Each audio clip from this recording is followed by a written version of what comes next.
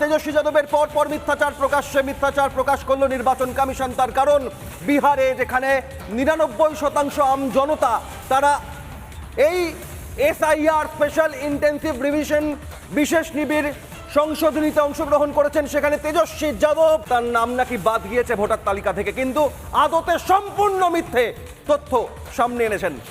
নির্বাচন কমিশন স্পষ্ট করে দিয়েছে যে এপিক নাম্বার দিয়ে তার তালিকা থেকে নাম বাদ গিয়েছে বলে দাবি করেছেন তেজস্বী, তা ভুয়ো। প্রশ্ন উঠছে তেজস্বী যাদবের তার নিজেরও জোড়া ভোটার কার্ড, অনুপ্রবেশকারী বাংলাদেশি, বাংলাদেশে ভোটার, এদেশের ভোটার। এরপর তেজস্বীও তাই। তেজস্বী যাদব সাংবাদিক বৈঠকে বড়াও করে তথ্য তুলতে চেয়েছিলেন, ধরা পড়ে গিয়েছেন। কি বলেছেন দেখুন।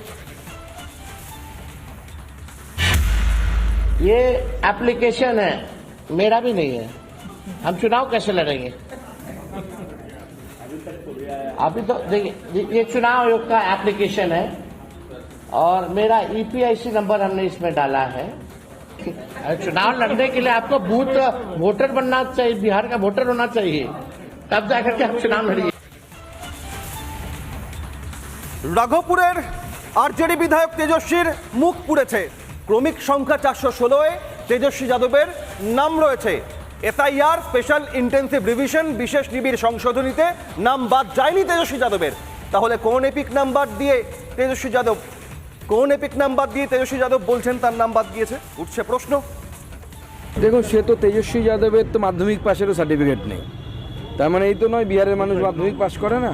তাহলে তো এটাই বলতে হয় যে আমাদের মাননীয় মুখ্যমন্ত্রীর সাথে তেজস্বী যাদব প্রতিযোগিতায় নেমেছেন, কে কত বেশি মিথ্যে কথা বলতে পারে। তো সেই প্রতিযোগিতায় প্রথম রাউন্ডে আমার মনে হয় কে জিতলো সেটা বিহার এবং পশ্চিমবঙ্গের মানুষ তারা বিচার করে নেবেন। আর তেজস্বী যাদবকে বলবো যে একটু দরকার হলে বিহারের যদি অসুবিধা হয় তাহলে মমতা ব্যানার্জির কাছে এসে একটা চশমার দোকানে গিয়ে একটু চোখের ডাক্তার দেখিয়ে নিয়ে চশমা পরে তারপরে ভোটার লিস্ট দেখে